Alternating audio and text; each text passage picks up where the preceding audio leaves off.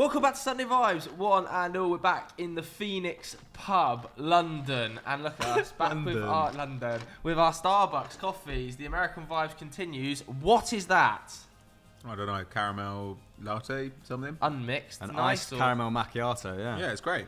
Yeah. It's exactly what I need. You've just finished the coffee as well. You're gonna be buzzing. Yeah. He's either going to be buzzing or needing Do you a take poo, pre-workout before you exercise? No, I don't.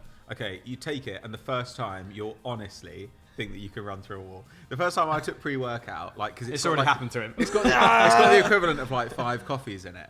And afterwards, when I saw Emma, she was just like, "Have you taken cocaine at the gym?" We like Jason Statham in Crank. She thought I'd made friends with one of those guys at the gym who's just like, "Have a look in the boot of my car," and it's just like a bunch of hypodermic needles. I love those guys.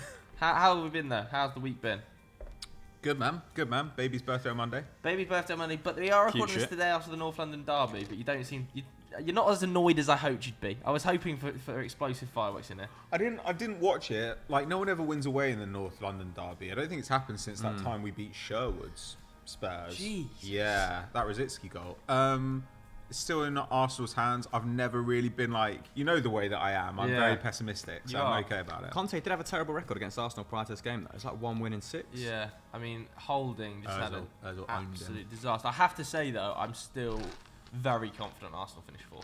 I still think that they... Very confident. I think they comfortably beat Newcastle, and I think they comfortably beat Everton. Your demeanour in, like, the WhatsApp, the Football Daily WhatsApp, and on Twitter is hilariously different, because in the Football Daily WhatsApp you're like, embarrassing result, like just goading people, and then on Twitter you're like, you know, I actually think they're still the driving comes down down. of the What top is 4. called professionalism, my friend. What do you think? Arsenal 4th? Probably. Tottenham have a very easy run in, don't they? Burnley and then Norwich. So you can literally afford no slip-ups. Are they home against Burnley? Yeah. I think so. Yeah, they're at home against Burnley, away to Norwich. And we're away against Newcastle, which is a tough Home against fixture. Everton. Although it is a But Everton resurgent Burnley. 3 victories in the last 4 or something along those Well, lines. and they're fighting for something, whereas Newcastle on the beach now, and Everton might be safe by that last game, but you'd still, I don't know, I guess you'd rather be Arsenal, it's in your hands, but Spurs fixtures, I think we all assume they're going to win both. So Yeah, I kind of agree. Right, let's crack on with Hold the show. on, not this going to ask week, me shall about we? Celtic winning No, I'm not. the league title. 'Cause, That you know, is embarrassing from you. When's Rude. the Rangers European final? Okay, let's move on. Let's move on to the topic for today's show, which is looking at some of the best free transfers. And we're actually going to do this very differently on Sunday Vibes. We're going to be looking at it from a draft perspective. We're each going to attempt to build the best free transfer 11 from the names available. This could be chaos. Do you want to read out the rules, Hamill? Because I know you've written some down here. why are there so many rules? I can't even remember my own rules. Yeah. So your team can only have 1 player from 3 players from 1 division. Sorry. Yeah. And we're also striking Mbappe off the list because that would just unbalance He's whoever's too good. side. He's so much better than everybody else, isn't he? to an extreme degree. And I don't know. Should we work out an order now? Should we go A, B, C, C, B, A, B? Yeah.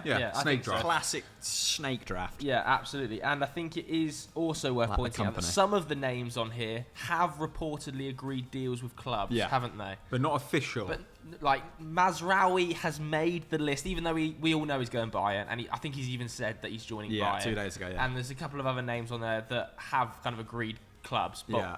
If at we the haven't seen the moment, contract, we haven't they're seen on the the contract, list. They're on and the we list. needed names. If I'm it's gonna lie, we not needed been names. tweeted as an official statement by the club, we can use Yeah, it. if it's not comunicado Yeah. oficial. But and we just needed the names. So get your comments in now if you want to get your abuse in for it, because I don't care. There's only like 3 goalkeepers. Yeah, there's only 3 goalkeepers. But this is going to be interesting. Are we going position by position? Are we going goalkeepers, defenders, then midfielders, then forwards, or are we just going pick when No, you, I think you can pick who you want when you want. That's the beauty of draft, right? All Who's right, got- who's all got right, first all right. You've got first pick. Shall I be A then? Yeah, come on. Okay, my first pick then is going to be a resurgent on the right wing, Ousmane Dembele. Mine as well. You rat. Ousmane Dembele. He's been absolutely killing it recently for Barcelona. Of course, the hierarchy tried to get rid of him halfway through the season, didn't they? Tried to freeze him out of the club after contract negotiations broke down. He only has 1 goal to his name this season in league play, but he has 13 assists, which is numero 1 in La Liga. Overtook Karim Benzema recently. I think he got 2 against Celta Vigo. Only Jordi Alba comes close in the side in terms of assists. I think he's got 10. Pretty impressive from Jordi Alba, actually. 10 assists at his ripe old age. Gavi is 3rd on 5. So he has been the creative hub of this resurgent Xavi side. 12 goals and assists in all competitions since January. I want him on my books. He's going in. I'm putting it on my phone notes. I'm taking this very, very seriously. Down there for you. Okay, thank you. At the end of the I'll episode, leave that by the for way, you. we'll ask you guys to say who you think got the best team. Yeah. I'm sure we'll argue about that between ourselves. I'm sure we will. Pat, your bees. I'm debating. But I think due to thin options, I'm going to take Dybala. Oh, nice. I'm going to take Dybala because I don't really like a lot of these attacking options. I've got to be honest with you. They're slim pickings. And you know what? Dybala, okay, has he...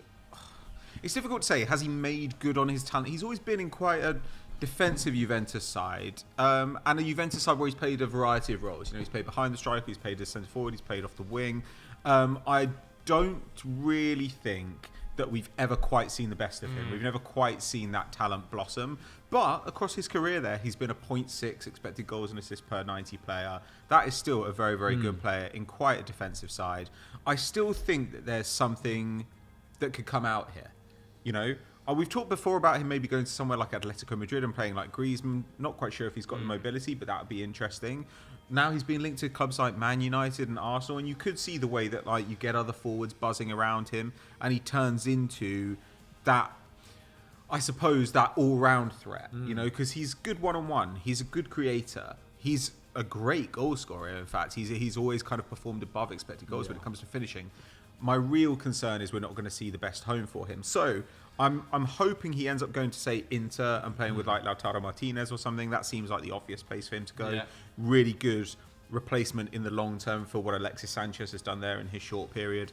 But yeah, frankly, this was made simpler by the fact that the attacking options are rancid. So Paulo Dybala, get in my team, big wage bill, don't care. You know, in a Harden-less world, say that Haaland's dad, mum and dad never met, I think, like, in terms of unlocking Dybala's full attacking potential, if he was at City moving forward, that'd be great. Could play as a false nine.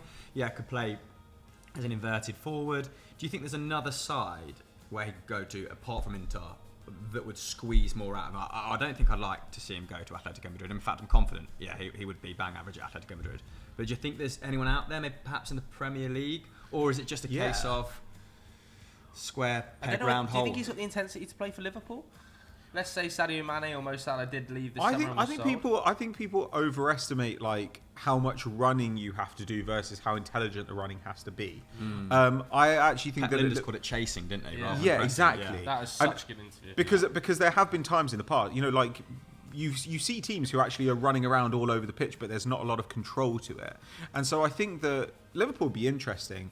You know, he's been linked to Arsenal, and you could see how that would make sense as well. If you've basically got wide players who look like in the long term they're going to be goal scorers, and Arsenal have Martinelli there, if you have one of those players where you're like, this is actually going to be our goal scorer, but really he plays in a wide position, then a guy like Dybala makes perfect sense. Now, obviously with Arsenal, big wages, he's a little bit older than you'd like, and I would argue that with Saka and Ødegaard, you don't necessarily want another left footer who likes to drift out to the right. That's a bit of congestion.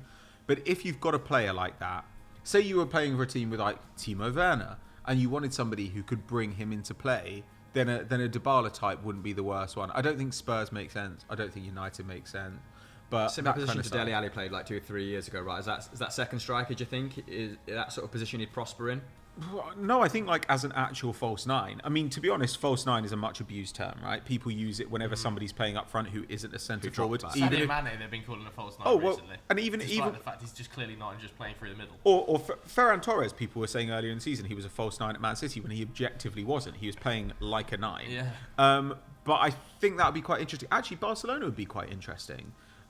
Because you can imagine there how the idea is, okay, he brings guys like Fati and Ferran Torres into play who actually don't pop creatively, they pop in shooting. So having a guy who can drop deep and create would be quite interesting. But on that front, strange that Memphis Depay hasn't done well in that position, because he always had very high creative numbers, didn't he, and was great at stitching the midfield to the attack. So yeah, I wonder why Memphis hasn't worked. Has he not? But has he not? Like when he's played, his numbers have been good. His numbers are solid, and he's not fancy, and he's not. Yeah, and he's not a there's first name on the team sheet. Very good players at Barcelona that aren't fancy. Yeah. Right, my selection then. I'm going to take Paul Pogba. I knew you were going to do this. which I'm sure I'll Controversial. get a little bit of a whack for in the comments. But I think objectively, he's a very talented player. Hasn't worked at Manchester United. Probably should have left at least a year ago. And whoever picks him up, seemingly going to be Juventus at this stage. I was listening to the Athletic Football podcast on the way in, actually, where David Ornstein said they are favourites for his signature now. I was reading a Times article yesterday where they were saying that he favours a move back to Turin rather than going to Paris and playing for Mauricio Pochettino at PSG. He wants to go back there. I do think he will offer plenty to Juventus in that midfield area. I think when he left, he put up 8 goals, 12 assists in his final season in Juventus. Huge creative numbers, and the league speed helps him, I think, there, because he can dictate the tempo a lot more. He can get it down to his speed of play. In the Premier League, when things are transitioning really quickly, I think that's sometimes when Pogba gets a little bit lost, when people are running past him. I think he suits the Italian game a lot better, and I think he will prove to be a serious pickup for Juventus. So I'll take Paul Pogba, even though he's been poor recently for Manchester United and it's kind of checked out, isn't it? I'll take Tony Rudiger next. I knew you were going to say Know this, that he has technically joined Real Madrid, according to Fabrizio Romano. He's got the "Here we go" official stamp. There's a of few approval. players on this list who have technically joined people according to Fabrizio Romano. We're ignoring that. But I do think Rudiger is one of the best central defenders in world football, or has proven to be this season anyway in terms of form, one of the best centre-backs in world football. Question from me, are you playing a 4 or a 3? I'm playing a 4. Yeah, I'm playing a 4. I think he can still... I know that the question is consistently raised, can he operate in a 4? When he operates in a 3 at Chelsea, he has that licence to dribble and get forward, and his progressive numbers are exceptional, aren't they, when he pushes into those midfield areas. But I think, again, he'll have... I don't want to disrespect La Liga, but I think operating as one of the centre-backs in a back 4 is easier in La Liga You than get it the is impression, in the Premier League. physically, he's just going to gobble La Liga Exactly. up. Yeah. Well, he does that in the Prem, yeah. Yeah, so I think there's no reason to suggest he won't be able to do that in a back 4 in La Liga. I think that's an outrageously good signing, and I do wonder what it means for the future of Alaba. Does that mean he goes into the left-back role and we see the exit of Marcelo? Or Ferland Mendy doesn't... Marcelo's contract's up at the end of the season. Yeah. It'd be Ferland Mendy, but Ferland Mendy would be a great pickup for someone. But because does that mean the end of Ferland Mendy and Alaba goes to the side, or Alaba then operates maybe as a DM alongside Casemiro? Wouldn't you just pop him in for Eder Militao? I know he's been playing on the left, but he's not like... That's you where have he naturally Rudiger goes. shot He's not Militao? left. He's not like a left-footed guy. So would you drop Militao? Right now, I would. I'm yet to be really convinced by Militao. I kind of think In he's... the Champions League, I thought he looked extremely suspect on the Yeah, ball. quite rash. still feels a bit like a stopgap. Quite stupid. Even though it costs But 50 mil. when I speak to Real Madrid fans, they are very confident about him being a bit of a star for the future. Well, yeah, So- but I mean, at the same time, that's based on the fact that they play in an absolute garbage league. So, I mean, like, it's not that hard. Either way, I think Rudiger goes in as my centre-back, and I'm very happy with those first 2 picks, Pogba and Rudiger. Yeah, you've done well there, because there is a dearth of top defenders. And Yeah. forwards, I need a forward bad. Yeah. So back to you now, Pat. Yeah, I think with that in mind, I'm going to pick up Christensen. Okay. I'm not wild about the centre-back options. I don't know. I think there are some guys here who are underrated. Looks like he's going to go off to Barcelona, but I think the issue with him leaving Chelsea is not so much his individual quality as the fact that turning over a back line to this extent is not desirable. You know, Azpilicueta is obviously slowing down. A lot of the other players around there have been pretty injury prone in their back line. So I guess that you think, what is this going to look like next season? Is it going to be 2 new starters in there? Or are they going to have to play a Sarr or a Chalobah alongside a new signing like Jules Koundé or something? I don't know. Say Jules Koundé for me once more. That was Jules gorgeous. Koundé. Oh, I love that. 26 years old though, which is kind of good. You know, he's old enough to be experienced. He's played in a 4. He's played in a 3. I do think he's a lot better in a 3. So it'd be intriguing to see what Xavi actually wants from him. Makes up for some of his meekness in a 3, doesn't it? Well, yeah, despite the fact he's a tall guy, he's a very slender guy, right? And he's not that imposing. So I do think that he kind of works best in the middle of a back 3. Whereas if they go to a back 3, though, you'd expect that it would be Piqué in the middle of it. So Surely it will they're not be gonna interesting. Go to a back 3. They have There'll be experimented with it. riots outside. They are actually going to have to start selling players though to bring these names. Oh yeah. Like I don't really know what Barca. I mean, obviously they've moved on Coutinho now to Aston Villa, but on a perm, Yeah, 20. but- I don't think. I think it's a little bit overlooked how poor Christensen's fitness record is as well. Only 2 out of 5 seasons in the Premier League where he's clocked up over 20 appearances, and that's not even 20 worrying, starts. isn't it? That is Sure. a little bit worrying for a guy of that age. But you look at these centre back options. I understand that like as in reality. I'm but I about look to at pick these someone injury prone. Yeah, I look at these centre back options and I'm like, Yeah. he's barely played. He's crap. That's he's why barely they're played. leaving on a free. Yeah, exactly. For So the most part. I think that if Chelsea had already sorted out the sale, the money was coming in. I mean, it looks like it's getting done. But if that were all kind of lined up and Rudiger was staying, for example, I don't think they'd be worried at all about Christensen leaving. But just the prospect of these two guys going, having had to lock Azpilicueta down to a new deal, having had to experiment with Reece James at centre back, having had to play Sarr and Chalobah, I think a lot more than they intended, having seen the midfield lose some of its vigour, with Jorginho really taking a step back from the year before, Conte obviously taking another step down in fitness. I don't know. From Chelsea's point of view, I think, especially given the way they've ended the season, there are some worries here. And so, yeah, Christensen in that sense feels like a big loss. All right. Right, I'm also going to go for defender. Otherwise, I'll be playing Brooks from Wolfsburg at centre half if I don't pick someone soon. I'm going to go for Romagnoli. Like Christensen, I think he needs to be teamed up with someone who is an aggressor, someone who is a strong physical presence, because what Romagnoli does really, really well is distribute from the back. He's obviously been... he was a key player 2 seasons ago. Yeah. He was putting Rotation up player. over 30 appearances in the league. He was captaining the side, still does on occasion, but is a rotation option now and has effectively been replaced by a super green 21-year-old in Kalulu whose football education was at right back at Lyon. Didn't have, I think he had 6 or 7 top flight appearances to his name, or maybe just first team appearances to his name prior to this season. And of course, he's kind of replaced him at centre half. It's Kalulu and Tomori, the go-to pairing for Pioli at the minute. Simon Kjær, of course, was out for the rest of the season, which has meant that Kalulu can split minutes a little bit with Romagnoli. Like, he's still getting a game every now and then, but it looks like he's also interesting Barcelona. They're taking the piss, Barcelona. in the conversation for every free transfer going on. And Lewandowski as well. And Kessier's coming through the door. Like, what's going on there? I've got to say, like, I don't like it. I don't know if Kalulu was going to revert to the mean at some point and just not put up the number or sustain the numbers he's currently putting up, and then Romagnoli goes back into the defence. Because Romagnoli, like I said, is still only 27. But Kalulu, I was reading your scout report, VOing your scout report earlier this week, like an 75% tackle success rate.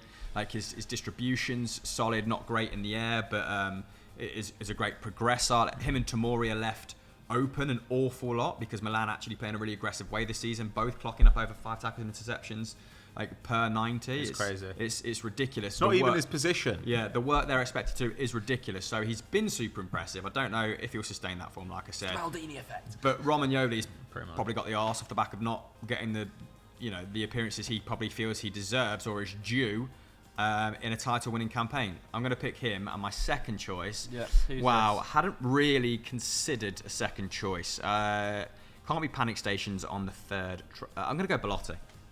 Okay. I'm going to go Belotti. I need someone to lead that line. Stinking decision. No, I need someone to lead that Horrible line. choices. What do an you awful mean? decision. Are there even enough players here for us to draft full team? Stop panicking about this, Pat. You were panicking about it earlier. There's plenty of players. There's a real lack of number 9s.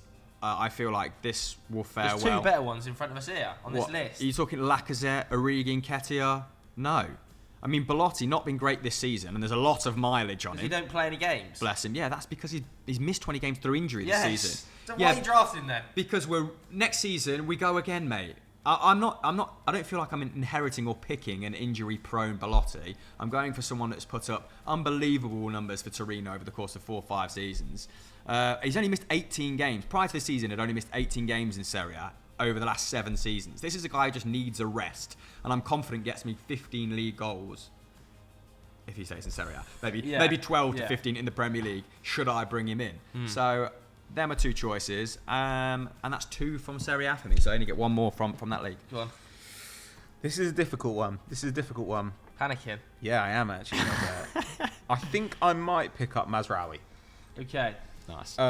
Really thin options again at fullback. I'm undecided whether I'm going to play a 3-back or a 4-back, but I'll probably end up playing a 7-man team because there aren't enough players here. And he has joined Bayern Munich. He's confirmed the press, hasn't he? And I think Bayern Munich have effectively confirmed it as well. I think the CEO or the director of football, Sam Hamsic, has said that this is. He's getting paid $8 million a year, I think. Obviously, joined on a free worth 20 mil. Like that's a great asset for Bayern to pick up on a free. But yeah, he's being paid. Do you think that means Pavard moves into that centre back role we expected him to operate in when he first joined? I think he'll probably see some minutes there. But I'd imagine it's more that Bunasar is there. Like that's not going to remain the case. Like they still own that guy. Like I don't know. For a while they've been kind of spinning their wheels, and they've still got some young fullback options as well, right? They picked up Omar Richards, didn't they? Like a year or two ago. Yeah. And they do seem to be shopping actually in the lower divisions of the English football pyramid. Mazraoui to me is a really interesting counterpoint to Pavard. Pavard, while some of his moments when you think about them, like our attacking moments at the World Cup with France, he is still a centre-back playing as a right-back. And I do think Mazraoui is a much more natural fit for an attacking side, especially a side which has been playing three-back quite a lot this season. Now, I don't know if that will change with Zula going, who is probably better suited to a three-at-the-back system. But Mazraoui has pretty much been incredible for Ajax and shown everything you'd want to see in European football. Usually about 4 tackles and interceptions a game. He's a good creator. He's surprisingly strong on the ball. Nice technical player, as almost everybody is coming out of Ajax. I think that this is just a sensible move. If it doesn't work out, he's young and he's probably got some decent resale value. So I think that this makes sense, and I'll decide whether I'm going to play him wing back or right back. Fullback is a stretch here. Yeah, it's going to be difficult, isn't it? It's going to be very difficult. All right, I'm going to take a partner for Paul Pogba. I'm going to take Boubacar Kamara. Good choice. Early doors. I didn't think you would make a sensible decision like that. So that's very annoying, isn't it? I left. We've got to be smart here because we know that Paul Pogba needs a more competitive central midfielder alongside him to unlock him. Because if he doesn't have it, it doesn't work. And I think Kamara is.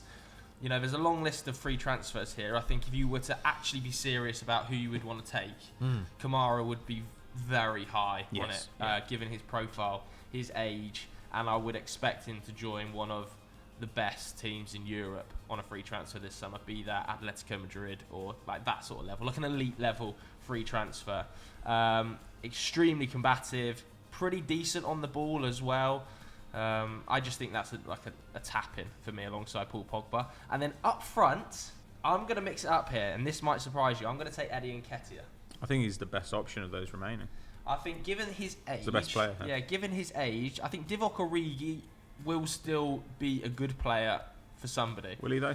I genuinely think there's a goal scorer in there. He's never been a good player in his career, though. Well, that's not true, because he's an extremely impactful player for Liverpool, and he has been playing at an elite PR level. will ensure he goes to it. He's been playing at an elite level for quite some years now. So if a club like Brighton picked up Divock Origi, I think it would be a guarantee of goals. That's mental. But he barely plays. He still shouldn't start for Brighton. Yeah, exactly. And he barely plays. And instead I've taken Eddie Nketiah, who also barely plays, but has recently proven, I think, that he can play in the Premier League at that level. You want to give me shit for Belotti, and leading your line is Eddie Nketiah. Would I rather have a 22-year-old Eddie Nketiah coming to the team, or a battle-hardened, or a Belotti who proven goal is he scorer? Over 30 now? No, he's 28. 28. He's never been good. He's missed 20 games this season. He's never been good. How dare you? He's missed 20 games this season, and I would rather risk gambling on Eddie Nketiah at this stage. I think this is sensible. So I will take Eddie Nketiah and I'll run to the hills because the spine of my team is slowly being built here. I'm extremely concerned about the fullback areas when I have to pick in 6 more picks. I'm going to have 4 centre-halves like a Martin O'Neill team. Yeah, why not? Team from the early, so back to you. Early noughties. Okay, I'm pretty thin in midfield, and look, I don't think I'm going to end up with a good team here. So the key is to try and end up with a team that annoys both of you. So I'm going to take Franck Kessié. Yeah. Franck Kessié. Have him, mate. He's an interesting player. I think he's one of the players who is most often mischaracterized. I think he's... Whenever I see him described, it's kind of like, do you ever read the BBC football gossip column? It will call people like midfielders when they're defenders and people attackers when they're wingers, and like they have literally no idea where anyone plays. I think it's written by like an AI. But I think that's Dougie's homepage. He loves the BBC gossip column, doesn't he? But Franck Kessié, he at least has abilities. You know, he can press hard. He's a very creative player. He's a little bit older than I'd like, but I think that's fine for Barcelona. Like, he's still a perfectly reasonable age, and as Barcelona goes, you know, what is it, 26? I think that's okay. Yeah, I don't know. I think that he's okay if you're going to pay him in the right role. It's a little bit like Pogba that way. You've got to find the right role for him. agree. I think he's probably best in a 3. I don't really like him in a 2. If I'm going to put him in a 2, then I want him to have a really, really, really solid defensive partner. But there's definitely a good player here, and I'm hoping that it will be unlocked at Barcelona, because when he was at Atalanta, he was incredibly exciting. Big goal output from central midfield. Who does he, in that Barcelona team, who suffers at the hands of Kessie joining? At the moment, they can't even register him. I don't know, because I don't even know like what Xavi is working towards here. I think maybe they're working towards one guy at the base and then 2 midfield interiors, in which case, you know, he maybe plays alongside either De Jong or Pedri, you know, like whoever is fit basically, because they're still dealing with those. Yeah, but Gavi can play wide too. I really don't know. Where does Busquets play? Well, he plays at the base. Like Busquets is always going to play. I was going to say, when I have seen Kessie, his skill set is like a watered down version of Busquets, isn't it? Likes picking up the ball from the central defenders, likes dictating the tempo from the base of midfield, has a good array of passing, isn't like super mobile. Zero defensive output. Is well rounded. But I don't think he is. He doesn't defend. He doesn't defend. He's a guy who puts up like 2.5 tackles and interceptions a game generally. Like that is poor. Like I think if you're going to play him, you've got to play him in a more attacking role. Like a Benacer or a Tonali who love defending. No, but they've been bad the whole time. Tonali doesn't love defending. Tonali actually historically has had very low defensive output as well. Benacer, sure, but as you've pointed out to me before, Benacer has never played as much as you expect that he would have, right? I don't know. Like I think that there's. Does it come at the cost of Frankie de Jong? Would you be happy to sell Absolutely Frankie de not. Jong No way. Because that's appearing. What's that I think appears, doesn't it, to be happening? If I were Barcelona, I'd be like, I will basically get rid of anything to keep De Jong and to keep Pedri. Those would be my priorities. Because that's on the surface of it, that seems to be happening, doesn't it? That they are pushing out Frankie de Jong in order to bring in, you know, Christensen, potentially Robert Lewandowski, who's now told Bayern Munich he won't sign the new contract, wants to leave this summer, and also Franck Kessie. I think that's madness. Yeah, it just feels. Yeah, this feels like ridiculous. QPR when they first came up. Like, but you can make the same. But you can make the same point about a lot of players. Like I'm not advocating for him for Barcelona, but I'm saying if I'm building a team of free agents, I look at Kessie and I'm like, I can get a tune out of this guy. What Kessie has shown, which a lot of these players have not, is that he can be an important part of a very good team. So from that point of view, let's just get the talent in and we'll figure out a way to put the talent together. Pat's gone Kessie then. You're up, Chris. And they're also, like, I imagine they're signing a lot of these players with a view to flipping them in 18 months' time, aren't they? Or they're maybe. terrible Good at flipping players, yeah. And if they're going to give them big kind of free agent wages, there's no way. Yeah, there is that. Who are you taking? I'm going to go for maybe Grilic. Ooh. Yeah. Because he's the only real defensive presence left. Can come in at centre-half if I desperately need him to. Yeah. And probably, would I play Eriksen in a 3? I mean, he has been very, very good. Modric is 35 now, but probably still the most balanced midfielder left. You can see Tolisso in there. I forgot he was even alive. Yeah. I mean, a fit Tolisso I would probably pick, but... Well, you picked Belotti. But at least he's got pedigree, right? At least he's got proof he can go the distance. All right, I'm gonna go Grilic, and I'm gonna go Christian Eriksen. Eriksen. Nice. I was also thinking my next pick was probably going to be Christian Eriksen in there. He's been outrageous since he's gone to Brentford. Yeah, they've lost 1 of 8 games since he's arrived there. He's the top chance creator in the side already. I think he's also unlocked Ivan Toney of what he should be. Ivan Toney at the start of the season, without an elite creator in there, was dropping too deep to try and flick the ball on and move the ball to Mbappe, I think, and it just didn't work. So when Eriksen came in, get him in the box as much better to unlock Toney. So you've gone Grilic, Eriksen. Pat, it's back to you. Ooh, God, this is grim. No, you know what? I think I will take Perisic. Perisic. Perisic has been very, very good. In your forward line, where are you playing him? As a wing back? Probably as a left wing back. That's what I expect. Are you going to play 3-4-3? I think I'm going to have to. I don't really see what else I could do. Deploy Perisic there as a traditional fullback, which would be brave, but that would be sick. Yeah, let's just do it. Like, yeah, I don't know. Perisic has actually been very good in the left wing back role this season. Really is one of those things. What's interesting about Conte is like we often talk about him putting a player in a position, normally wing back, and how he'll get a tune out of them. But what's interesting is that when Conte leaves, a lot of that output tends to remain. Like it's not like the player just kind of loses it as soon as he goes. And actually, what he got out of Perisic was increased defensive effort, while maintaining some attacking effort. This season, attack's gone through the roof. 12 goals and assists in the league. That's his best return in about 4 years.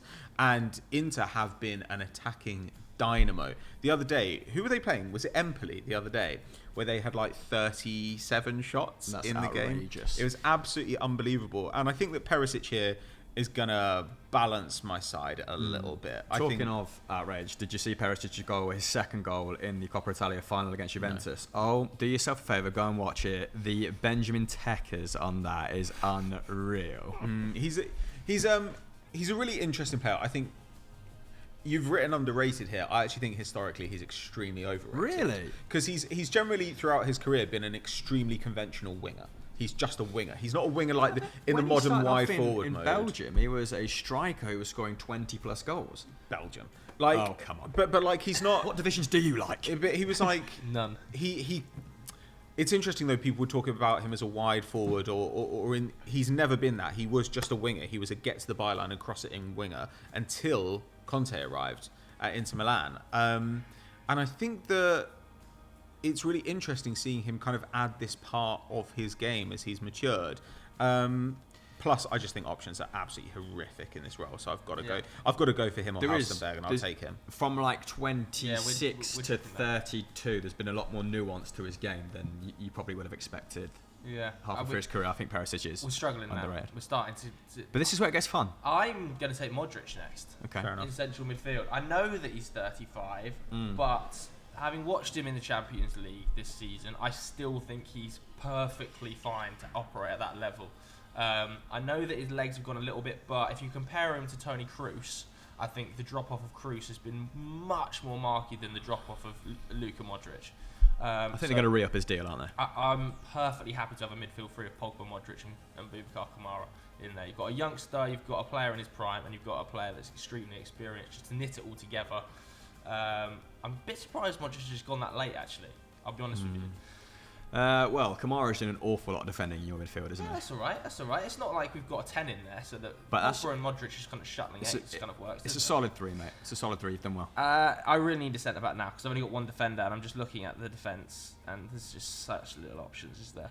I think I'm going to take Jason Denayer to play alongside Rudiger. Not amazing, but options are starting to get slim back there. His numbers are actually toilet this season. Yeah.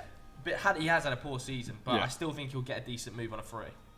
A club like Sevilla, if they manage to pick Jason Denayer up, I think he'll be absolutely fine. I'm going to put money on him now, ending back at Turkey. Because he's still only 26, mate. He's still only 26. If he was 29, then I would agree with you. But I still think he's got something to offer in one of the top 5 European leagues. Do you know what makes me worried about Denayer? Games this season, though, isn't he? That's a problem. He can't display Skistella Lukeba, who's like 19, or Jerome Boateng, who is 34, 35, I think, if memory serves me correctly. He has had a couple injury problems as well. Sprained ankle, kept him out for like 9-10 games. But still, like, that isn't a solid, that's not a very deep defensive roster, and the fact he's only getting 11 games. I agree, but then we're looking at bloody Romagnoli going second pick for you. He's missed 20, so I'm happy to take Denayer at this stage.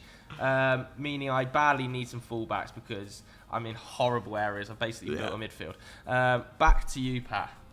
I think I'm going to take Corentin Tolisso. Okay, nice. In your midfield. I've been really debating this because I think midfield is pretty horrible, to be honest. But if you're going to kind of overlook Modric's age, I think then I can at least look at Tolisso and dream on the talent there. You know, like, he is a guy who, when he's been fit, has always put up numbers. He's a really good game controller, good defensive numbers, actually very creative in his youth at Lyon.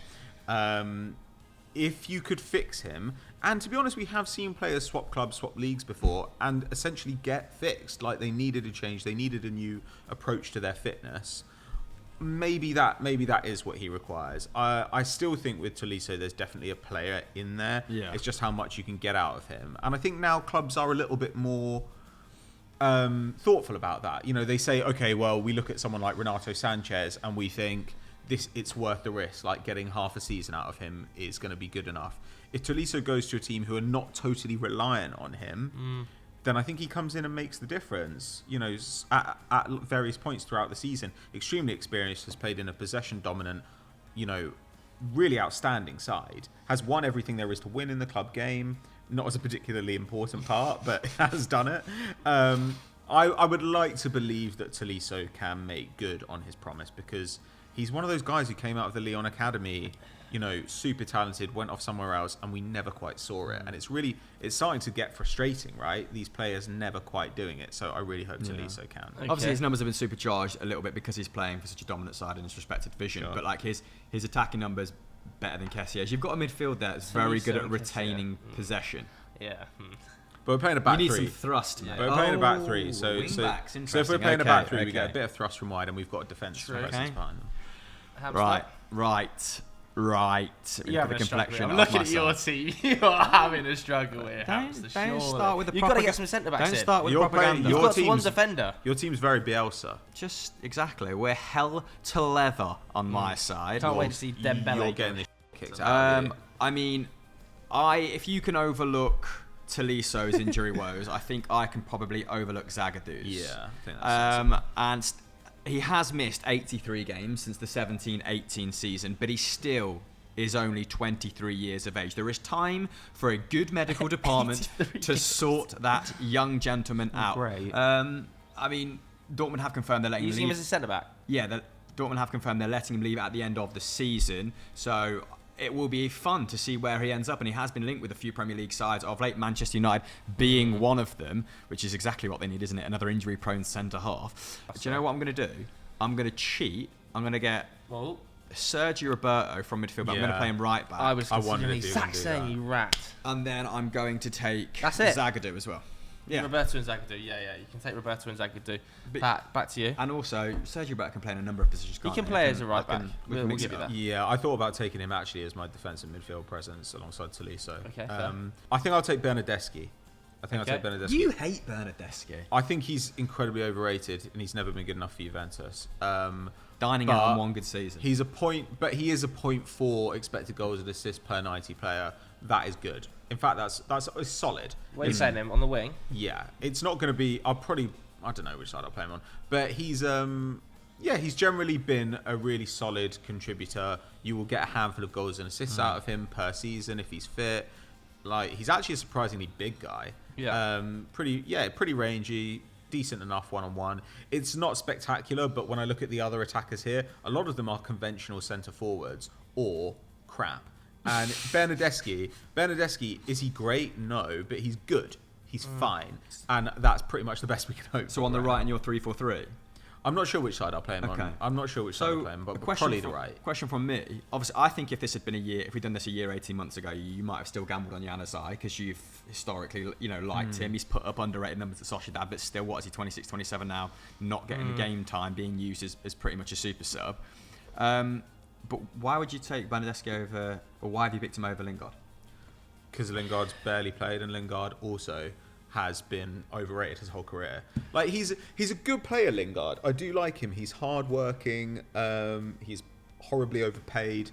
Legend. But he can play. He could play wide, and I could probably at a push play him behind the striker. But put simply, he just hasn't really played very much. Last season, when he had that great half campaign for West Ham, he was really out over his skis with his finishing. Like, he ended up with a huge number of goal involvements, which the underlying numbers did not support. And that, to me, I can understand why you wouldn't want to go and get him last summer, because you were going to overpay for the player you were actually getting. You were paying for the top line numbers. That was his moment to get a belting contract. Exactly. Yeah. And the problem is, I feel like he falls into the attitude which football Twitter tells us everybody should have, which is just like, I'm a winner, I can be the best. That really back yourself, back your talent all the time. And you do have to do that to some degree, but it also doesn't really work out for players when they're unrealistic about their level. And I think every time Lingard has played a bit and looked good, he's kind of thought, maybe I can make it at Man United. Maybe I can make it at Man United. He was trying to engineer a move to Newcastle, though, wasn't he? I feel like he could have. West Ham. I feel like he could have really that was pushed a good acknowledgement of what his level. Do you not think is. he could have pushed it through if he really wanted to? If he absolutely they were refused to dropping stay? stuff on social media, weren't they? There was a clear campaign to force his way out of the club, and the club were like, no. Yeah, but I would be surprised to see him join Newcastle this season, like this summer. Do you know what I mean? Is that what, from Newcastle's perspective or Lingard? From Lingard's perspective. You think he still thinks he can do better than Newcastle? Yeah. I think he's probably thinking I think of he one might- of those Italian teams or Spanish teams. But he that might you be go right. to See, and to operate me, at a him European level. To me, him doing better than that is like him maybe getting a fortunate move to Leicester or something like that. I think would be a great move for him. I think I'd rather be going Newcastle than Leicester right now. I don't know. I'd look at Leicester and I'd think, bit better fitness next season. There's still promise in Rodgers. He's still a better manager than Howe. I think there are going to be minutes to be had there as well, because a lot of their players have been quite injury prone, like especially and that Maddison. side's massively unbalanced as well. Like O'Brien's still getting minutes. Perez clearly wants shot of him. Like I'd look at that team and I think I can get in this side. I can definitely get in this You're side. getting minutes at Leicester if you're Lingard. And he'll work his arse off. And so when you've got a guy who can do all the hard yards of Ayoze Perez, but who has a bit more talent, that's exactly what Leicester need. Okay. He's But done you're well in still not limited taking minutes it. this season Neither as of well, you have hasn't he? taken it. Anyway, I haven't taken Lingard. Yeah. I've taken Bernadeschi. Arguing for it. All right, I need fullbacks badly, so I'm just gonna go. I'm gonna jump on the Haustenberg train. Yeah, I think that's fair. At left back, obviously he is 30 now. He's had some lethal seasons there. But he has put up some huge numbers in the past. Not necessarily able to do it anymore, because a lot of that did involve huge legwork. But I think that's fine left back, Haustenberg. Have you not taken your boy Tarkovsky? And I'm going to take Serge Aurier. Okay. Yeah, you need I somebody. need a right back, and there's no right backs here really. I Is don't there? think there's a left back left for me. Unless I Schlupp. Yeah, you got Jeffrey! Jeff Schlupp. Unless I Jeff put like Schlupp. Tarkovsky at right back, but I'm going to take Aurier at right Tarkovsky back. at right back, He's yeah. obviously not like a prime choice, but Villarreal defensively have looked pretty solid this season. Yeah, he's barely even played. though he's barely played. Yeah, exactly. I think he's under 1,000 minutes this season for Villarreal, but whatever. I need a fullback, I and the actually options are think pretty weak. In the I think it might be 2019-20. I could be wrong here. Spurs fans can correct me in the comments. He had a really good season where his deficiencies were covered for, and actually he was very good going forward. Yeah. I think there's always been a player in there. If the rest of your side can compensate for his fragilities, I think he's been overly criticised in the past. I've got a very aggressive backline there with Hausenberg, Rudiger, and Aurier in it. There's some tackles going in, so I'm pretty happy with my back four. Back to you, Pat. Yes, I'm going to about take that four. Tarkovsky. You rat! I was actually trying to sneakily play some mind games there so I could take and play him in a 5. It's not ideal, given that I think that if I am playing a back three, I think both Tarkovsky and Christensen have their pretty natural home in the middle of it. Yeah. But Tarkovsky is a really solid defender, has been his whole career, admittedly in a side which offers him a lot of protection.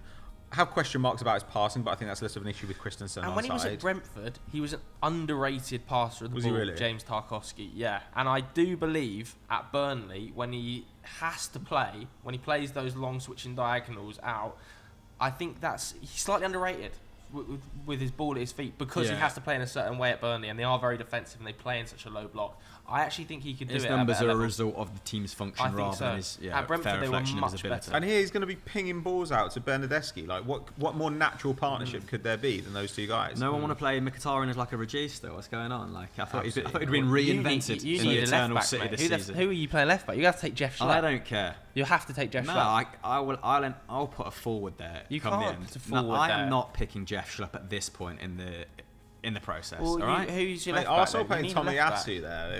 There's a difference between Tommy Right. Asu. Gonna and make the he's top gonna be four playing playing Lacazette Tommy left Asu at back. left I'm back. going Lingard, and we don't need to waste more time What, talking about as him. one of your forwards, you can't play him a left back. No, I'm not playing Lingard. Is this at left content? back. Look at this. Like, looking up numbers on his phone. You typing can't play. that. Where's It's Lingard playing? unbelievable. Your front three alongside Belotti and I Dembele. have to have notes up, otherwise Or is I'll he in lose the my midfield? place. Lingard is playing on. I'll play him on the left. On the left or wing. Him and Dembele, interchangeable wingers Fine. in any given Fine. night. Just Yes, as thank you very long much. as As long as it's that's not got your left back. approval, mate. Yeah. That's got my approval. Right, and then I'm going to pick a midfielder. You need left back. Oh, left back. Right, I'm going to go for Sean Longstaff. He is atrocious. So I've got Grilic doing all the defensive work. I've got Yeah. Eriksen doing all the ball progression and taking set pieces. I need a bit of an all-rounder there. Okay, is there one of them left? Pascal Gross, totally immobile, but I love him. Has tech galore. Isco. Somebody's going to take Isco. I'll take his. Okay, Why not? I'll put Isco in there. Yeah, do it. Isco and Ericsson. Isco. Not the most functional. Yeah, but he's got Grealish there. I don't know. I think that's all right. Isco and Ericsson. in central Isco midfield. has He's got Roberto as well, who can step into midfield. I don't know. I don't think that's bad at all. Isco has a point fair to enough. prove. I've got to Okay? say, I'm looking at Chris's team, Fine. and if it weren't for some of his absolutely rancid choices, he'd have a really good side here. I can't. That's a bit of a juxtaposition. What do you mean? Have you picked your two I'm players? saying You that haven't you? despite your bad instincts, you've created a good Lingard and side. Isco, so it's back to you. Is it Jealousy's a back to me? disease. Jesus Christ. It is not a disease, just to be clear. Okay, right. I need a centre-back, I need a keeper, and I need an attacker. Or a midfielder. I suppose I could do 3-4-1-2. I think I am going to take Lacazette. Because then I can play Dybala on the right. It's not really an issue. You weren't going to take Lacazette until he I said truly Lacazette. didn't know what I was going to do, mate, honestly. I was thinking about Pascal Gross in the hole. You're still So- a Januzaj, pal. No, I'm not taking rolling Januzaj. back the years. I'll take Origi. Manchester United reject XI. I think that works quite well. I think Lacazette bringing Dybala into play from wide. I think Lacazette's an underrated player. I think his strength this season has been pretty remarkable. I've seen him body some players this season. because he's got cake. Just he's- doesn't finish particularly well. Yeah, which is odd because like his whole career until this season actually, he's been a significantly above average finisher, and as in like one of the best finishers around. Even this season, you know, big creative numbers actually. I think he's got 7 assists in the league. And it's the classic thing of strikers who create. You know, you're seeing it with some of the narrative around Messi. People are like, Messi's got like 4 league goals. If you actually take into account his assists, he's got as many non-penalty goals. He had as many non-penalty goals and assists as Ronaldo until about a week ago. I think that's a decent pickup on the back of having Dybala in your side, because then you've got... Where would you play Dybala on the left in the 3-4-3? On the right. On the right, play Bernardeschi on the left. Right, you're going to play him on the right. So you've got goals from out wide. Lacazette can drop deep, bring one of those into play. They can get beyond him. Not so much Bernardeschi. His finishing historically has been terrible. But I've got Perisic there. I've got Kessie arriving from the midfield. I've got Tarkovsky coming up from the back for corners. It's fucking lethal. Look at this team. This team absolutely destroy people, man. I know we established at the start of the episode we're only going to take 3 players. We could only take 3 players from any one given division, but we're getting so competitive with each other now that we're actually tempted to bin that rule off at the end. But when we do break that rule, like Pat's got 4 players from Serie A, just mark us down in the comments, all right? And if you can do it, if you can stick to that rule and create a better team than us, fair play, your team will get pinned. Fair play. I'm going to break the rule. Origi up front for me. Origi and Nketiah. Origi and Nketiah up front. Yeah, it's not the best strike force. Origi, goals to game ratio, spectacular at Liverpool. Same as Nketiah. Same as Eddie Nketiah. Both finishers. Pop up that goals to game ratio for both of those two, With because Pogba I've got and Modric behind them. I've got 2 absolutely elite level finishers in there. Not really, but they are going to be fine in the box. Pogba and Modric putting it on a plate. I think I'm going to take a centre back as well and play 5-3-2. Okay. Annoyingly, I thought I had just come up with a trick of going Aspi on the right side of a centre back, but apparently he has signed a 1-year contract extension. It was triggered by the amount of appearances he's put in this season. I got very excited. You're about 2 weeks taking, over, 3 weeks overdue I with that got one. very excited about taking Aspi. So Is that why you went 5-3-2? Because you thought I'll play Asby on the right or Yeah. something? Right, you Yeah. got a stinker. Well, my other option is to play, Januzaj in a 4-3-3, and then my front line doesn't work at all because Nketiah's playing on the wing. So I think I'd rather play 2 central strikers and a 5 back. And This is like Catenaccio. You're this is Italy in the 60s and 70s. yeah, no, it's all right. It's not too bad. I would rather Aurier as a wing back than a right back anyway, because it's just as far away from the box as possible. Okay. I think what I'll do is Zagadou gone. Yeah, I've got Zagadou. Oh, rat. I think I will take Chancellor Mbemba. Okay. I'm going to take Chancellor Mbemba. Over Luis Felipe at Lazio. Interesting. Yeah. I think I'll take Chancellor Mbemba. I reckon he gets the move back to Italy this summer, back to Milan. Porto flogging. Yeah, they have been linked with him. I reckon he gets that move. I'll take Chancellor Weird Mbemba. thing at the moment where Porto are reluctant to offer him a new deal because like rumours surfacing that he's 31, not 27, despite having like a test when he was in 2013 on his bones or something. Do I take Luis Felipe? So I dragging might his take name Luis, through I'm the mud changing there. it to Luis Felipe. Okay, sure. That's annoying. But still, gives us a good opportunity to say Chancellor Mbemba, we're right behind you. Yeah, I'm taking Luis Felipe just because of his age. Even if he is 27, Luis Felipe only 25, put up good numbers for Lazio this season. I'm going to go Felipe as a back 5, and then I just need a keeper. Yeah, he's a good distributor. He doesn't put a monstrous defensive numbers. That's all right, because but- that's why we've got Tony Rudiger and Jason Denier there, mate. Yeah, they are a ball dominant. I think they're a ball dominant side. Now you're struggling. Actually, You're in the pits. No, I'm going to change formation. Oh. I don't like any of the centre back options left, so I'm going to pick up Jeff Schlupp, play him at left back. Perisic is going to go on the left, Bernardeschi on the right, and Dybala behind So you're playing a Lacazette. 4-2-3-1. My next 2 That picks actually are my final works. 2 picks, right? That actually works. That's everybody. That's everybody in like Yeah, it broadly does. their correct position. And I think Schlupp. You know what? He's been a part of a very impressive Crystal Palace side this season. I don't particularly rate Jeff Schlupp, but I'd rather have him in the side than Mbemba, and that's what it's come down to at this point. Okay, fair enough. That's you're going 4-2-3-1. It's kind of nice. It's kind of not bad, you know. It works tactically, doesn't it? It works tactically. Yeah. He and Tarkowski, that's a green connection on FIFA. Chris, you need a left back and a goalkeeper, mate. Yeah, so I'm going to play Pascal Gross at left back. I think let's just wrap this episode up. He has played there on occasion for Brighton. Occasion. He is totally immobile. Yeah, totally immobile. I won't be asking him to cross the halfway line because he won't be able to get back. But like I said, deep balls from deep, even deep balls. He's got the passing ability to make things happen from that area of the pitch. And then goalkeeper wise, I think which I actually got good choices here. I like Strakoschka. I think he's going to go to Newcastle, but no, I'm going to go Onana, obviously. Yeah, he's actually great. I'm going to go to Onana. Although it has been a bit problematic for Ajax this season. Because there's like 3 of them interchanging, isn't there? Stecklenburg. And he's been dropped from the squad at times. Yeah, I mean, I think their relationship has been fraught, hasn't it? Because of that, he got a 12-month ban. It was reduced to 9 months when he accidentally took one of his wife's. It's like a pill for like water retention. I actually think he was reading into it this morning. I read a Guardian article. It looks like he was just really, really unlucky because there's no way it enhances performance or anything of that nature. He's a ball-playing goalkeeper, and I mean, Fabrizio Romano has said, he did say in January, didn't he, that Onana will join Inter Milan on like a 5-year contract or whatever. So it looks like his future is sewn up. But under Onana, it is. Who do you want, Strakoschka or? I'm going to take Strakoschka. Yeah, I've always been a fan of his. Really, really good with his feet. Actually, historically has been an overperformer versus XG. Has taken a bit of a step back in the last couple of seasons. It looked like he was going to go at one point, and he's just kind of remained there. But, you know, he's playing in another side which likes to pass the ball around. I think he's actually got good pedigree under the managers he's played for. The fact that he's convinced those managers to continue to trust him, I think is a really good sign.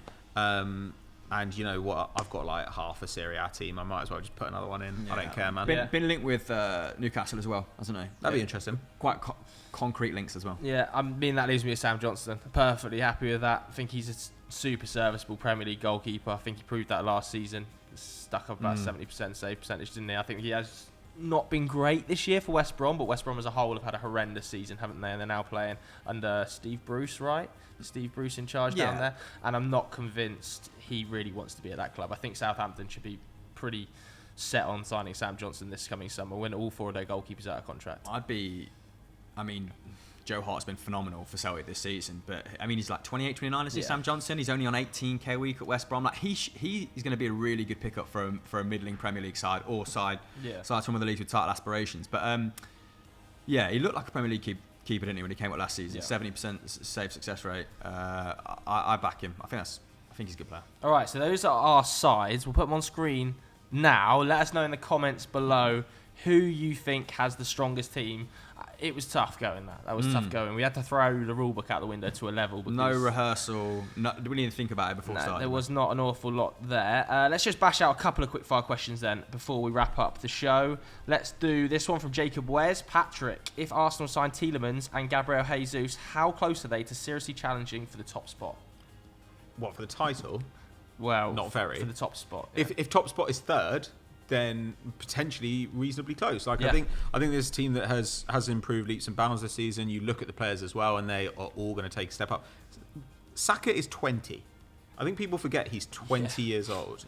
He's 3 years younger than someone like Trent Alexander-Arnold, and yet I think he's 7th in the league for shot-creating actions. This guy, he's now at 0.5 expected goals and assists per 90. Martinelli coming into the side, putting up those numbers as well. Odegaard improving. Smith Rowe improving. Adding a real striker to that would be really impressive stuff. I think Gabriel Jesus is exactly the right kind of profile as well, though I think they'll want another striker to go in there too. Tielemans, I think that if he's alongside somebody with good defensive output, and Partey does have good defensive output. He's not as reliable as I'd like. But to me, Tielemans in for Xhaka makes a lot of sense. Like, he's certainly not less defensively reliable than Xhaka. I think that the links to Ruben Neves, I'd slightly prefer that player, but I don't know. I think that third is potentially up for grabs next season because I think Chelsea are going to face a lot of turnover this summer, and I think they've been quite unimpressive overall this season. And the idea of anybody challenging Liverpool or Manchester City, it's not possible. It's just not possible. It's not possible. Ashley James, Chris, is KDB in the top 3 Premier League centre midfielders of all time? Oy vey. Jesus. I mean, that could be an episode. Vieira, Keane. That could be an episode by itself, couldn't it? Yeah, you think of what a great Man United, great Arsenal sides. Them two at the heartbeat of it. Paul Scholes, Frank Lampard. Lampard, Steven Gerrard. Even though Steven Gerrard really hit stride when he was sort of an attacking midfielder or on the right. I think KDB surpassed Yaya on it. I think probably, yeah. Yaya But I don't think he's... As a central midfielder, he's nowhere near Vieira and Key. I think top three, what to go along with Vieira and Key. Top three is quite a generous bandwidth here, isn't it? I don't think KDB, his attacking threat, his like technical ability. Is it better than Lampard? Cesc, Lampard, Gerrard. Cesc, there's a proper central midfielder. I don't know. He's growing into that Makelele. conversation. By the time he's finished, I think he stands a very good shot of Fernandinho. being in the top three. It's difficult because like he has been great this season and has put up 15, 16 goals and assists, playing as a false number 9, which kind of discounts from the conversation of like central midfield. Yeah, and have you heard of N'Golo Conte? Yeah, I do think by the time, like, there's a certain element of recency bias as well here, isn't there? Because people forget how good like Gerrard and Lampard were towards the back end. And bullshit position stuff as well. Like, he's Yeah. not a central midfielder by any stretch of the imagination, except at Man City. But then at Man City. And we're all, there is the recency bias, but then I think we can all concur that this Liverpool and Manchester City, these teams are probably the best the Premier League has ever seen. Mm-hmm. So to be doing it in this era, to be doing what he's doing, he does deserve extra credit. But in terms of an all-round central midfielder, if you were to pick one, just one of them, just preference, not necessarily ability, Keane. Vieira. Yeah, I mean Maybe Lampard, actually, as well. Oof, that's difficult. Either way. Lampard. It's a great question. So I think we can all agree Paul Scholes top of that list. Ashley In James the top 3 D Man United says, midfielders. who's your Premier League Player of the Year? Salah. Yeah. Yeah, but KDB is catching up to an extent. Probably hasn't got the minutes for it. Yes. It's Salah. It just has to be Salah, I think. We'll do a very quick personal one. Coffee shop order, because we've got the coffees in front of us, from Ashley James as well. I always go latte with a couple of sugars. That's perfectly good Sucrose. decision. What about you? Well, we're entering iced latte season. We are. The best time of year. Caramel iced latte Iced season. oat milk latte. Oat milk means you can hammer as many as you want without feeling gross. Okay. Yeah, no pus in oat milk. So I go for flat white. Flat white. With oat milk. Just Appropriate for because if I do like a latte. Do like an Americano, Nice. a white Americano, but yeah, the milk tends to do my stomach, so the less the better. There we go then. All right, that was a slightly different Sunday Vibes. I hope you guys at home enjoyed it. Get involved in the comments below with your draft team and your comments of who do you think had the best draft team. Anything you want to plug, lads? With Carvalho? Why don't you plug the thing you VO'd of mine that you sent me? No, sack that off. He When you sent plug me a text Carvalho. to be nice about Sack that off, plug Carvalho. Yeah, and I said I was going to bastardise it, make it into a TikTok piece. We've just shot the first episode of a new series that we're going to be working on with the EFL with it. Oh my god, EFL. my brain is totally Working collapsed. with the EFL on it. Yeah, It's called next Wonder season, Kids. EFL Wonder Kids. Fabio Carvalho is episode 1. I clearly need to just stop speaking. Go. So watch that. Also, we released an interview with Peter Schmeichel yesterday at Old Trafford. So go and watch that. That So was two really good mentally interviews. taxing on all of us. Absolutely. Yeah. Thanks very much for watching, everybody. See you later. Bye.